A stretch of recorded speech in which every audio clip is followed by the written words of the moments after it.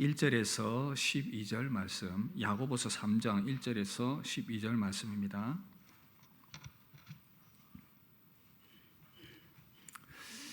찾으신 줄 알고 교독하겠습니다.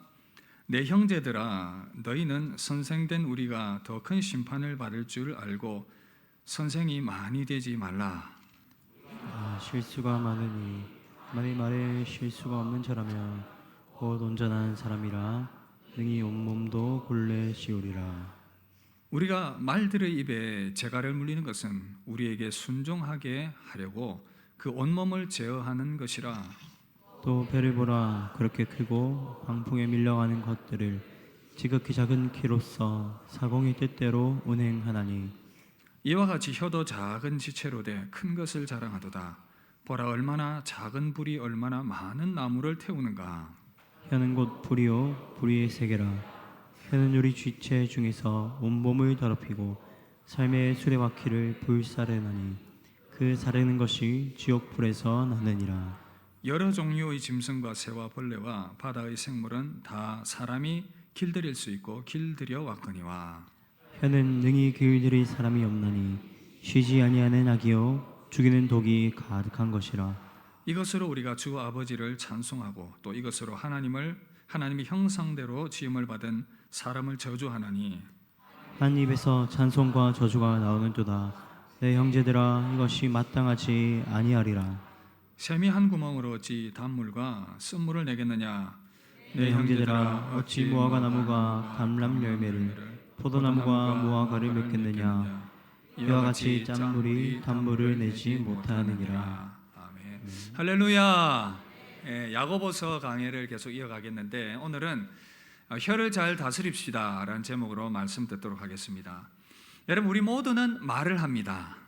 저도 지금 말을 하고 있죠. 어떤 사람은 말을 많이 하기도 하고 또 어떤 사람은 말을 적게 하기도 합니다. 이 말은 우리가 살아가는 데 꼭 필요한 삶의 수단이지요.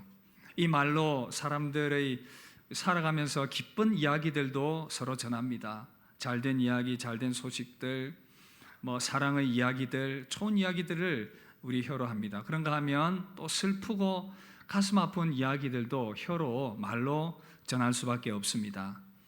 그래서 이 말을 우리는 항상 할 수밖에 없고 이 말과 더불어 살아갑니다. 그런데 이 말이 불의의 세계입니다. 여러분, 이 혼돈의 세계입니다. 이 말로 싸우고 거짓말하고 다투고 비난하고 미워하는 그런 많은 말들을 또 쏟아내지요.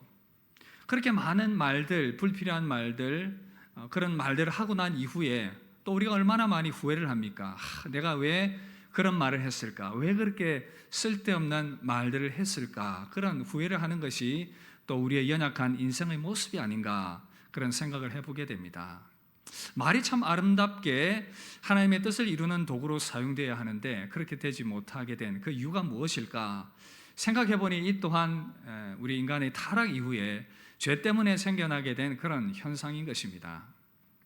하나님께서 아담과 하와를 지으시고 그렇게 이 땅 가운데에서 이 참 동산에서 아름답게 살아가게 하셨는데 범죄한 이후에 아담은 하와에 대해서 굉장히 불편한 표현들 합니다. 사랑의 언어였는데 비난의 언어로 변화가 되었습니다. 창세기 3장 12절 보시면 아담이 이르되 하나님이 주셔서 나와 함께 있게 하신 여자 그가 나무 열매를 내게 주므로 내가 먹었나이다. 이전에는 뼈 중에 뼈요 살 중에 살이로다 그렇게 말했는데 상황이 힘들어지고 타락하고 나니까 이 사랑의 언어가 비난의 언어로 바뀌어져 버리게 되었습니다. 그런가 하면 이 사람들이 하나님에 대해서도 하나님을 찬송하고 높이던 그 혀가 하나님을 반역하는 혀로 바뀌게 된 것입니다. 여러분 잘 아시는 것처럼 창세기 11장에 바벨탑 사건이 나오는데 사람들이 언어가 하나였고 그런데 사람들이 그 언어를 가지고 하는 일이 뭐냐? 하나님을 대적하는 일이었습니다. 자, 우리가 함께 높게 탑을 쌓아서 하나님보다 더 높아져 보자. 그러면서 하나님을 대항하는 그러한 도구로 이 언어들을 사용을 하기 시작했습니다. 그래서 하나님께서 이 언어들을 흩으셨죠. 모여서 궁리하는 것이 계속 이 반역이었던 것입니다. 여러분, 그리스도인이란 누구일까요? 죄 가운데서 새롭게 거듭난 피조물입니다. 그렇다면 우리 안에 그 새롭게 변화된 모습의 증표들이 나타나야 하는데, 제일 두드러지게 나타나야 하고 또 변화의 모습을 보여야 하는 곳이 어디인가? 바로 이 혀입니다. 말입니다. 말이 변화되어야 된다라는 것이죠.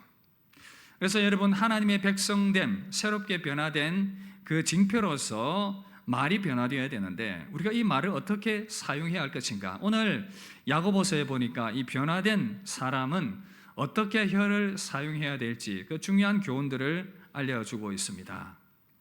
그래서 먼저는 이 혀가 어떤 부정적인 면이 있고 또 어떻게 바로 사용해야 될지를 말씀해 주고 있는데, 오늘 말씀을 통해서 거듭난 그리스도인으로서 이 말과 혀를 바로 사용함을 통해서 사람들에게 유익을 주고 또 하나님께 영광 돌리는 저와 여러분들 되시기를 주의 이름으로 축복합니다.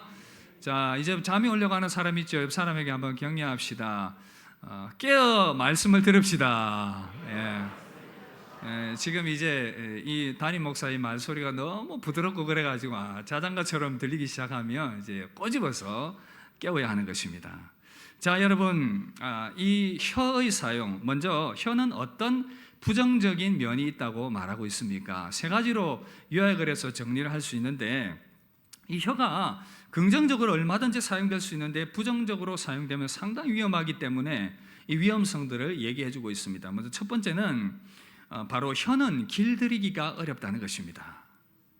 많은 동물들을 사람들이 참 지혜로워서 길들여서 사용하고 여러 가지 용도로 사용을 하고 있습니다. 이런 코브라 아시죠? 코브라도 사람들이 잘 조련을 해서 공연하는 서커스 공연하는 사람들이 그 코브라를 가지고 춤추게도 하고 여러 이렇게 기술들을 가지고 다루는 것을 보게 됩니다. 코끼리도 마찬가지고, 범고래, 그 얼마나 포악한 고래입니까? 이 범고래도 잘 다스려서 수족관에 놓고는 이제 사람들이 공연을 하게 됩니다. 야생마도 잘 다스려서 그 말들의 힘을 이용을 하게 되는 것입니다. 이처럼 동물들은 잘 다스릴 수 있습니다. 그런데 오늘 말씀은 혀가 잘 길들여지지 않는다, 그렇게 말씀하고 7절에서 8절 우리 함께 읽읍시다.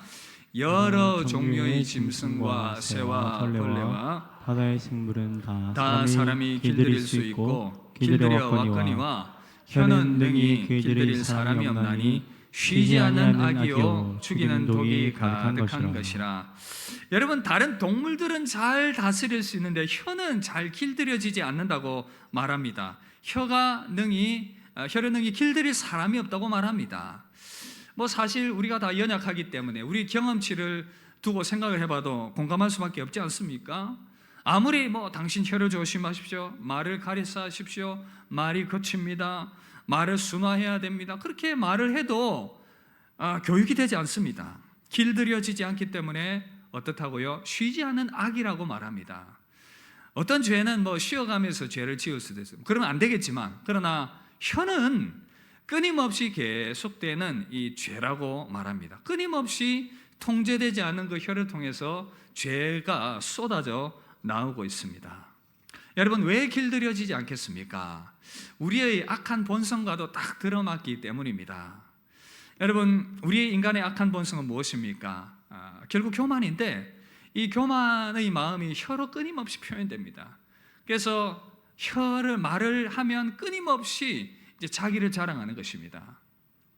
그 다음에 또 어떤 경우에는 이 끊임없이 혀로 다른 사람들을 비난합니다. 이유는 다른 사람들을 낮추고 내가 높여져야 되기 때문에. 그래서 끊임없이 그렇게 비난을 합니다. 다른 사람들에 대해서 비난하고 비판하는 말, 여러분 얼마나 재밌습니까? 내 이야기가 아니니까. 다른 사람들을 올려다 놓고 이러쿵저러쿵 말하는 것이 너무나도 별미와 같습니다. 이 죄성이죠. 그래서 잠언 18장 8절 보시면, 남의 말을 하기를 좋아하는 자의 말은 별식과 같아서 뱃속 깊은 데로 내려가느니라. 참 이 재미지다 그 말입니다. 이렇게 길들여지지 않은 혀로 그 말들을 또 곳곳에 다니면서 바이러스처럼 여기저기 퍼다 나릅니다. 성경은 이런 자를 사귀지 말라 말합니다. 잠언 20장 19절 보시면, 두루 다니며 한담하는 자는 남의 비밀을 누설하나니 입술을 벌린 자를 사귀지 말지니라. 여러분, 이처럼 혀는 길들여지지 않기 때문에 참 부정적인 면이 많다, 그렇게 말합니다. 그런가 하면 두 번째는 이 혀가 파괴하는 힘이 있다고 말합니다. 5절 6절 우리 함께 읽읍시다. 이와 같이 혀도 작은 지체로 돼 큰 것을 자랑하도다. 보라, 얼마나 작은 불이 얼마나 많은 나무를 태우는가. 혀는 곧 불이요 불의의 세계라. 혀는 우리 지체 중에서 온몸을 더럽히고 삶의 수레바퀴를 불사르나니 그 사르는 사르는 것이 것이 지옥불에서 지옥불에서 나느니라. 나느니라. 여러분, 이 혀가 불의의 세계다. 방향을 잘못 잡은 혀는 정말 이 온갖 문제를 다 일으키는 불의의 세계라고 말합니다. 대표적으로 어떤 파괴적인 말이 있겠습니까? 비난하는 말이겠죠. 사람들을 험담하고 비난하는 말. 어떤 경우에는 그 소문이 사실일 수도 있고 또 때로는 그렇지 않을 수도 있습니다. 그런데 근거 없는 말들을 막 여기저기 퍼다 나르면서 마치 이것은 불이 퍼져나가는 것과 같습니다. 작은 불이 시작되는데 그 불이 막 이렇게 퍼져나가면 걷잡을 수 없는 상태가 되어버리는 것입니다. 여러분, 이 사실 알고 계십니까? 남에 대해서 험담하는 것, 이것은 말하는 사람뿐 아니라 그것을 귀담아 즐겨 듣는 사람도 함께 죄가 된다는 것을요. 잠언 17장 4절 보시면 악을 행하는 자는 사악한 입술이 하는 말을 잘 듣고 거짓말하는 자는 악한 혀가 하는 말에 귀를 기울이느니라. 직접 퍼뜨리진 않아도 다른 사람들이 주워다 나르는 그 말들을 듣고 맞제 그렇지 즐겁게 맞장구 치는 것 하나님이 기뻐하지 않으신다고 말합니다. 왜냐하면 비난과 험담의 말을 하는 사람뿐 아니라 듣는 사람도 비인간화하는 그런 힘을 이 부정적인 이 비난의 말이 가지고 있기 때문에 그렇습니다. 그렇기 때문에 이 비난의 말이 여러분들 안에, 공동체 안에 난무하지 않도록 서로가 주의를 해야 하는데, 어떤 사람들은 이 비난과 불평의 이 말들을 하는 것이 습관이 되어서 자기가 그런 사람인지조차 깨닫지도 못합니다. 안타깝게도 이런 말들을 하는 이 사람들, 그 말을 하고 있는데 그 말을 들으면서도 그냥 별말 하지 않아요.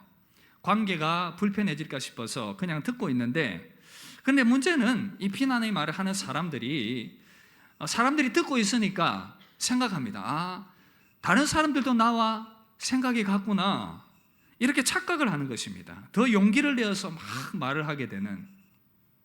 여러분, 그러나 공동체의 건강을 위해서 남을 비방하는 말을 들을 때에 용기 있게 말할 수 있는 권리도 있지만 듣지 않을 권리도 있다는 것입니다. 그래서 그렇게 용기 있게 누군가는 말할 필요가 있습니다. 저는 그 말 듣기 불편합니다, 그만하시면 좋겠습니다 라는 용기가 필요하다는 것입니다. 그럴 때에 여러분들이 속해 있는 공동체가 건강할 수가 있다는 것입니다.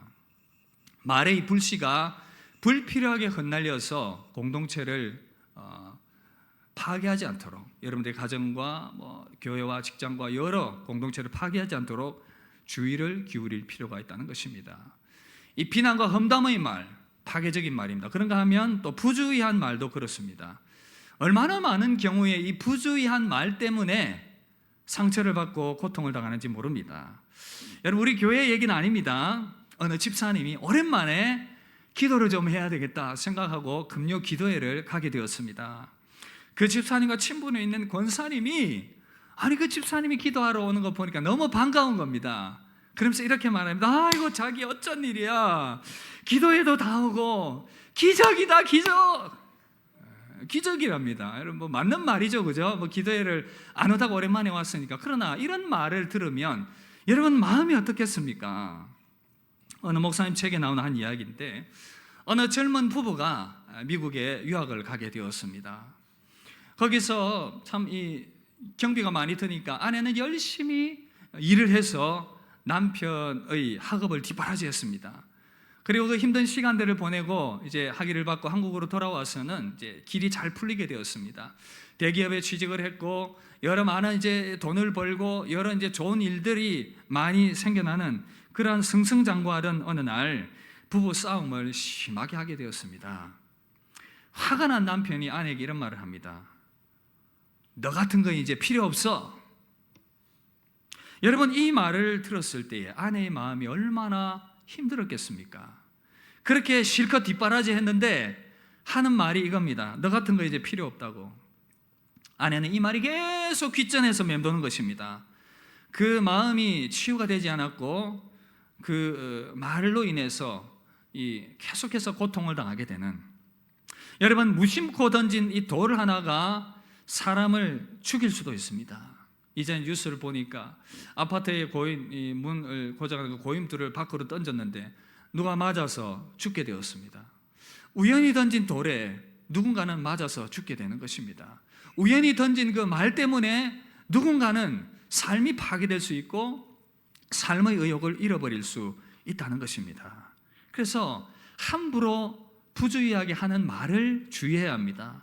잠언 12장 18절 보시면 칼로 찌름같이 함부로 말하는 자가 있거니와, 함부로 막 말을 쏟아내는 사람들. 여러분, 그런데 내가 이렇게 험담하는 말과 비난의 말들과 부주의한 말들을 막 쏟아내서 사람들에게 상처를 주고 많은 문제를 일으켰다, 그것으로 끝이 나는 것이 아니라 그 말에 대해서 책임을 져야 되고 그 말에 대해서 심판이 있다는 것을 잊어서는 안 됩니다. 말에 대해서, 사람에 대해서 또 하나님께 그 말을 책임져야 합니다. 제가 직분자 교육을 하고 있는데 우리 피택 권사님들, 집사님들 열심히 공부하고 있습니다. 빡세게 공부하면서 숙제도 열심히 하고 있고, 그래서 임직의 날들을 기다리고 있는데 함께 공부했던 그 교육 교재 가운데 나오는 그 말에 대한 내용들이 있어서 제가 인용을 좀 해드리도록 하겠습니다. 어느 농부의 아내가 목사님을 헐뜯는 말을 동네방네하면서 다녔습니다.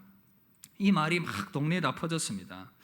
얼마 후에 이 여인이 자기가 잘못했다는 것을 깨닫고는 이제 목사님께 가서 이야기를 합니다. 목사님, 제가 참 잘못을 했습니다. 제가 죄를 지은 것 같습니다. 그러자 목사님이 이 여인에게 말합니다. 당신이 내가 시키는 것을 따라준다면 내가 당신을 용서하겠습니다. 그 여인이 알겠다라고 대답을 했습니다. 그리고 목사님이 말합니다. 집에 가서 암탉 한 마리를 잡아서 털을 다 뽑아서 그것을 나에게 가져오십시오. 그런데 털을 다 뽑아서 목사님에게 가져갔습니다. 그러자 목사님께서 그 털을 보고 가져온 털을 가지고 말합니다. 이제 그 뽑아온 털을 각 길과 길 모퉁이에 다 뿌리고 오십시오. 그 말대로 또 이 뽑은 털을 다 흩어놓고 왔습니다. 그리고 와서 또 얘기합니다. 목사님 시킨 대로 했습니다. 그렇다면 이제 다시 가서 흩뿌려 놓았던 그 털들을, 깃털들을 모아 오십시오. 다시 가서 또 막 그것을 모아 옵니다. 그리고 목사님 말합니다. 주워온 깃털 다 모아 왔는지 제가 한번 확인해 보겠습니다. 그래서 이 애는 깜짝 놀랐어요. 목사님, 그건 불가능하지요. 바람에 날려가 버린 것도 있고 잊어버린 것도 있는데 어떻게 다 찾아옵니까? 그러자 목사님이 말합니다. 제가 당신을 용서하겠지만 당신이 한 그 거짓말들이 일으킨 피해를 취소할 수 없다는 사실을 명심하십시오. 여러분, 우리가 누군가를 향해서 막 말을 하고 비난의 말들, 이런저런 말들을 막 하는데 그것이 결국은 그 비난한 사람들에게 피해를 줄 수밖에 없습니다. 그 말에 대해서 책임을 져야 하는 것이죠. 그리고 사람이 이 땅을 살아가는 동안 어떤 무익한 말들을 했든지 거기에 대해서 주님이 심판하시겠다 말씀하십니다. 예수님 당시 바리새인들이 쓸데없는 말들을 많이 하고 비난하고 정죄의 말들을 많이 쏟아냈습니다. 그 바리새인들을 향해서 주님이 이렇게 말씀하셨습니다. 마태복음 12장 34절에서 37절 보시면 독사의 자식들아, 너희는 악하니 어떻게 선한 말을 할 수 있느냐? 이는 마음에 가득한 것을 입으로 말함이라. 선한 사람은 그 쌓은 선에서 선한 것을 내고 악한 사람은 그 쌓은 악에서 악한 것을 내느니라. 내가 너희에게 이르노니 사람이 무슨 무익한 말을 하든지 심판날에 이에 대하여 신문을 받으리니 내 말로 의롭다함을 받고 내 말로 정죄함을 받으리라. 여러분, 말에 대해서 하나님의 심판이 있음을 알고 그 말에 성도는 거룩한 책임이 있다는 것을 잊어서는 안 되겠습니다. 말에는 이처럼 파괴적인 힘이 있기 때문에 주의해야 된다라고 말씀합니다. 그런가 하면 세 번째, 이 말은 혀는 인생을 움직이는 역할을 합니다. 인생을 움직이는 열쇠가 되죠. 3절에서 5절 이 말씀 함께 읽겠습니다. 우리가 말들의 입에 재갈을 물리는 것은 우리에게 순종하게 하려고 그 온몸을 제어하는 것이라. 또 배를 보라. 그렇게 크고 광풍에 밀려가는 것들을 지극히 작은 키로서 사공의 뜻대로 운행하노니 이와 같이 혀도 작은 지체로 돼 큰 것을 자랑하도다. 자, 여러분, 야고보는 여기서 야고보 사도는 혀가 어떤 역할을 하는지, 어떻게 이 움직이는 역할을 하는지 두 가지 비유를 드는데, 하나는 말이죠. 이 말들을 재갈을 물려서 통제하지 않습니까? 그 말이 그렇게 힘이 세지만 입에 물린 그 재갈을 통해서, 고삐를 통해서 통제가 됩니다. 마찬가지로 배가 엄청나게 크지만 그 작은 키를 통해서 그 큰 배의 방향을 좌우하고 합니다. 마찬가지로 우리 몸에서 이 혀라는 것은 작은 지체인데 이것이 우리 인생을 움직여 나가는 역할을 한다는 것입니다. 여러분, 말이 어떻게 인생에 중대한 영향을 미칩니까? 한 이야기를 성경에서 찾아볼 수 있는데, 사무엘상 25장에 보면 이 나발과 아비가일의 이야기가 나옵니다. 다윗이 어느 날 나발이 양털 깎는다는 소식을 듣습니다. 나발은 가축이 많고 부자였습니다. 그런데 아주 악한 사람이었습니다. 이 양털 깎는다는 소식을 듣고 다윗이 사람들을 보내었습니다. 다윗을 따르는 사람들이 많기 때문에 이들을 이제 먹여야 되지 않습니까? 가서 나발이 양털 깎는다고 하니까 좀 도와줘라. 그리고는 이제 가서 양을 돌봐주고 지켜주고 양털 깎는 일들을 도와주었습니다. 그리고 그 다윗의 사람이 이야기합니다. 우리가 이런 도움을 주었으니 우리에게 뭐 떡과 먹을 것을 좀 주면 좋겠다. 그래서 나발이 대노하면서 큰 소리로 이야기합니다. 다윗이 누구냐? 당신들이 누구냐? 내가 왜 당신들에게 이 먹을 것을 줘야 되느냐? 쓸데없는 소리 하지 말라고 온갖 모욕의 말들을 다 던져서 그들이 마음을 상하게 했습니다. 이 다윗의 사람이 다윗에게 가서는 이야기합니다. 나발이 이러이러했습니다. 그래, 군장을 차려라. 군사들을 채비해라. 내가 손 좀 봐줘야 되겠어. 그리고는 이제 다윗이 함께한 사람들과 함께 혼내기 위해서 가고 있었습니다. 이 소식을 종이 들었고 종이 급하게 아비가일에게 가서 말합니다. 지금 다윗이 우리 주인이 어리석게 말하고 행동해서 지금 큰 위기를 맞이했습니다. 우리 집안을 지금 벌하려고 오고 있습니다. 이 이야기를 들은 아비가일이 지혜롭게 행동합니다. 떡과 금포도와 여러 가지 이 고기와 양식들을 가지고는 이제 다윗을 찾아가서 만났습니다. 그리고는 말하지요. 다윗이여, 마음을 푸시길 바랍니다. 용서하시길 바랍니다. 제 남편은 나발, 정말 무지한 사람입니다. 미련한 사람입니다. 어떻게 그런 사람이. 그리고 다윗에게 말합니다. 당신 앞으로 하나님 나라를 위해서 귀하게 일할 사람인데 넓은 마음을 가지시길 바랍니다. 노여움을 푸시길 바랍니다. 긍휼을 베풀어 주십시오. 여러분, 나발의 말 실수 때문에 한 집안이 쑥대밭 될 뻔했지만 아비가일의 지혜로운 말 때문에 그 가정이 다시 살아나게 되었습니다. 여러분, 말은 이처럼 인생을 좌우하는 너무나도 중요한 역할들을 하고 있다는 사실이죠. 그래서 여러분, 우리는 이 말에 주의를 해야 됩니다. 특별히 하나님 앞에서 우리가 이 말들을 할 때에 민수기 14장 8절 보시면 그들이 이르기를 여호와의 말씀에 내 삶을 두고 맹세하노라. 너희 말이 내게 들린 대로 내가 너희에게 행하리니. 들린 대로 행한다 말씀했으니 우리는 우리의 삶을 바라보면서 부정적이고 항상 비관적으로 말할 것이 아니라 긍정적으로 생각하며 하나님께서 우리의 삶 가운데 복 주실 것을 믿으면서 항상 긍정적인 말을 할 수 있기를 바랍니다. 이 말이 우리 인생을 좌우하기 때문인 것입니다. 여러분, 말을 잘해서 참으로 긍정적으로 잘해서 여러분의 인생을 바로 세워갈 수 있기를 바랍니다. 여러분, 혈은 이처럼 파괴적인 힘이 있고 인생을 좌우하는 그런 중요한 역할들을 하기 때문에 이 혀를 잘 사용해야 되겠습니다. 그래서 오늘 이 야고보가 오늘 말씀을 통해서, 야고보서를 통해서 우리에게 주시는 중요한 메시지, 혀를 잘 다스려야 된다. 이 혀를 잘 길들이고 다스려야 된다는 것을 우리에게 말씀해 주고 있는데, 어떻게 하면 그러면 이 혀를 잘 다스릴 수가 있겠습니까? 중요한 포인트 3가지만 말씀드리도록 하겠습니다. 먼저는요, 변화된 마음을 가져야 합니다. 함께 따라합시다. 변화된 마음을 가집시다. 혀를 잘 사용하고 말을 잘 사용하기 위해서는 내가 그냥 말을 잘해야지, 혀를 조심해야지, 물론 그런 결단도 중요하지만 먼저는 우리 마음이 변해야 됩니다. 우리 주님 뭐라고 말씀하셨습니까? 마음에 가득한 것을 그 입으로 말함이라. 그렇다면 마음에 가득한 이것, 마음이 변화되어야 바른 말을 할 수 있다, 그겁니다. 먼저 이 마음이 변화되기 위해서는 우리의 혀와 말이 얼마나 악한 가운데 있었는지를 우리가 깨달아야 됩니다. 그리고 주님의 보혈로 깨끗이 씻어야 됩니다. 어떻습니까? 저도 이 말씀을 준비하면서 참 많은 생각들을 하게 되었습니다. 그렇지 않습니까? 정말 잘 통제되지 않고 다스려지지 않는 것이 이 혀기 때문에 하나님 앞에서 우리 모두가 다 어쩔 수 없는 죄인이라는 것입니다. 주님의 보혈로 이 혀가 좀 깨끗이 씻겨져야 될 필요가 있다는 사실입니다.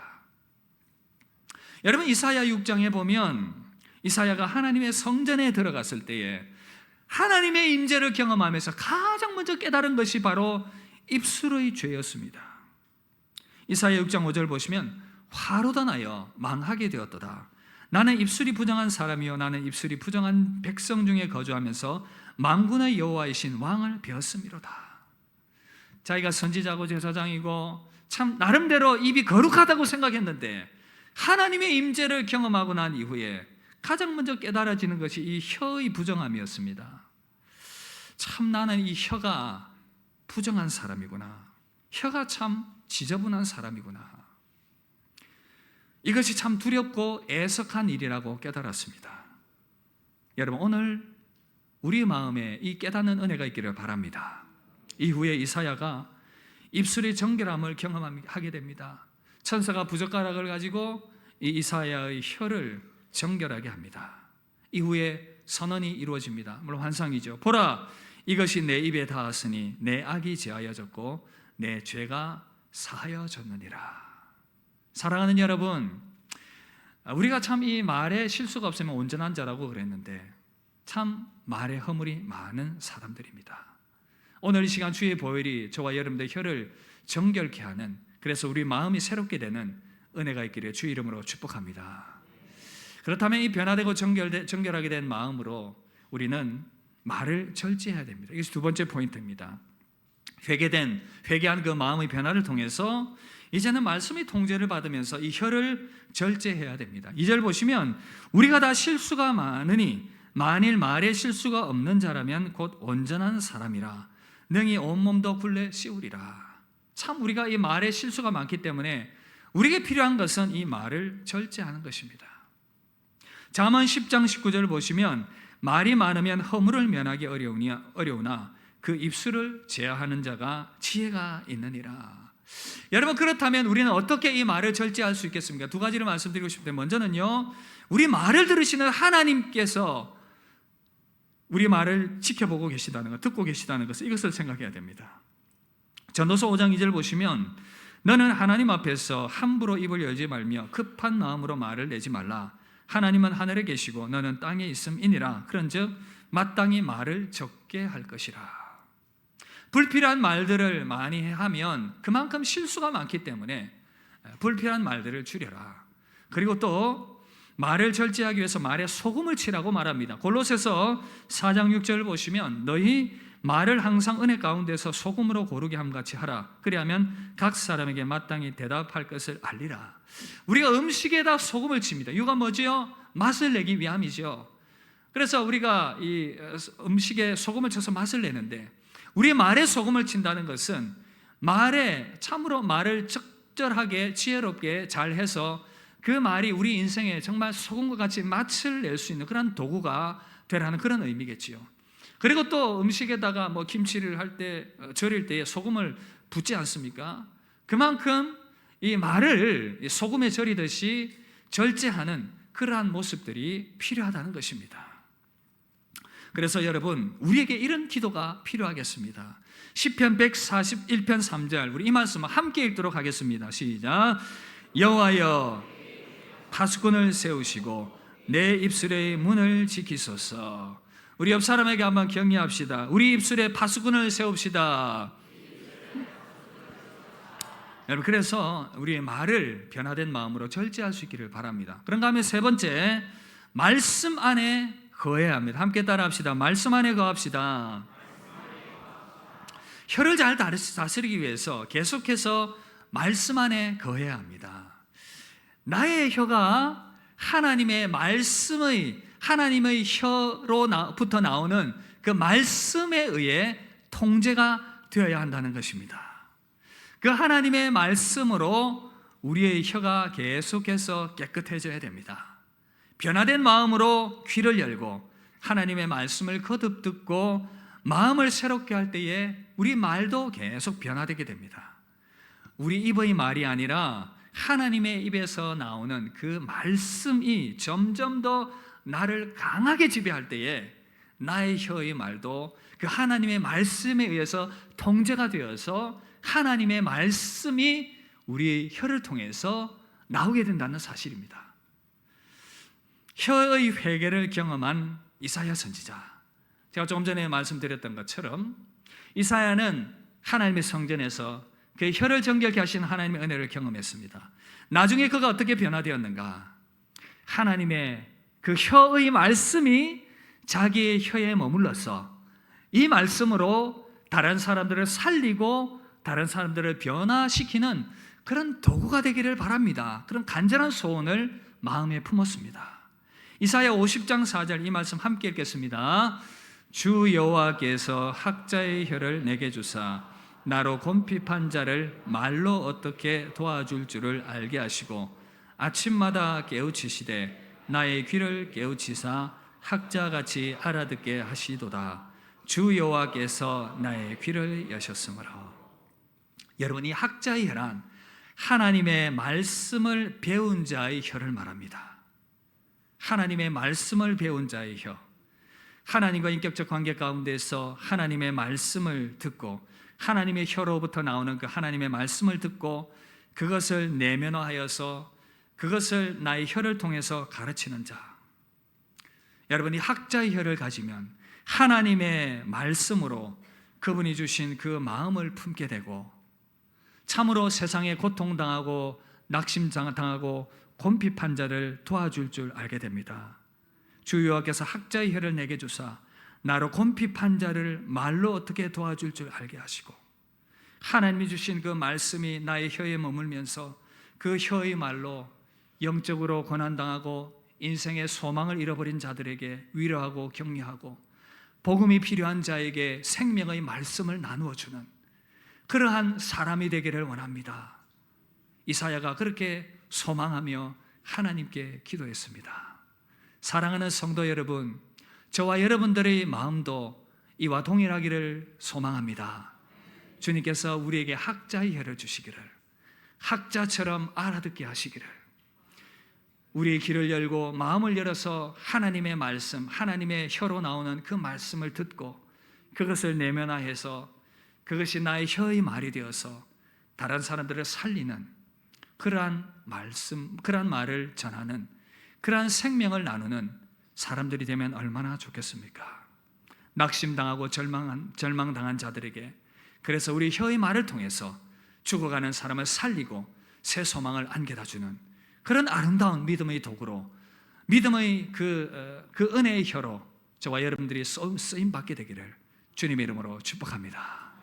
말씀 마무리하려고 합니다. 여러분, 우리가 생각해 보니 저와 여러분들 우리 모두가 이 혀에 허물이 많은 사람이에요. 오늘 말씀 앞부분 보니까 그래서 많이 선생되지 말라 그랬는데 저는 이 말씀이 많이 찔렸습니다. 어떻게 보면 제가 선생이 되어서 얼마나 많은 말들을 쏟아내고 살아가고 있습니까? 그래서 두렵습니다. 이 말들을 막 쏟아내는데 이 말씀이 과연 유익한 말들인가? 우리에게 학자의 혀가 그래서 필요합니다. 하나님의 혀에서 나오는 그 말씀이 우리에게 들려지고 그 말씀이 우리 안에 내면화되어서 우리의 혀가 하나님의 말씀을 전하는 도구가 되기를. 그러나 얼마나 많은 세월 그렇게 하지 못해서 우리의 잘못된 혀로 말미암아 사람들에게 상처와 아픔을 주고 공동체를 파괴하는 도구로 사용했는지 모릅니다. 그렇다면 오늘 이 시간 주님 앞에 우리 한번 내려놓고 우리 혀를 정결케 해달라고 기도하시기를 바랍니다. 그리고는 우리 혀가 주님의 영으로 다시금 새롭게 되고 은혜로 새롭게 되어서 정말 하나님의 의를 이루는 아름다운 도구가 되기를 그렇게 기도하며 소망하시길 바랍니다. 특별히 복음을 증거하는 이 시즌을 보내면서 우리 혀의 말을 통해서 죽어가는 영혼들을 살릴 수 있으면 얼마나 좋겠습니까? 하나님의 사랑의 메시지를 전달하며 나누며 그들의 인생 가운데 소망을 줄 수 있는 그런 아름다운 혀가 될 수 있기를 바랍니다. 그렇게 아름답게 변화된 그러한 말과 혀로 살아가게 되는 저와 여러분들 되시기를 주님의 이름으로 축복합니다. 우리 함께 찬양하겠습니다.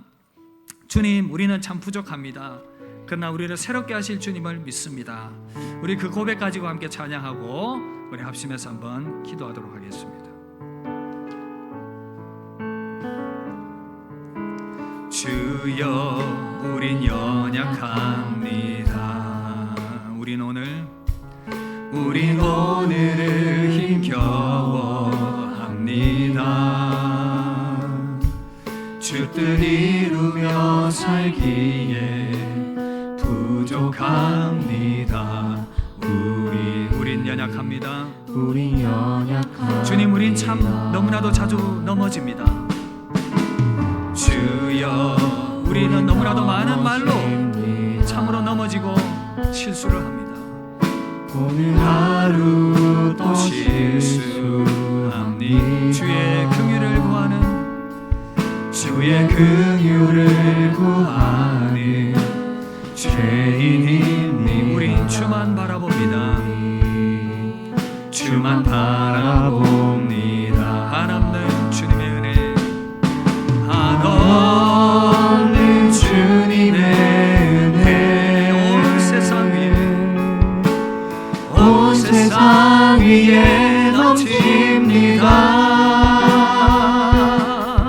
가릴 수 없는 주 영광,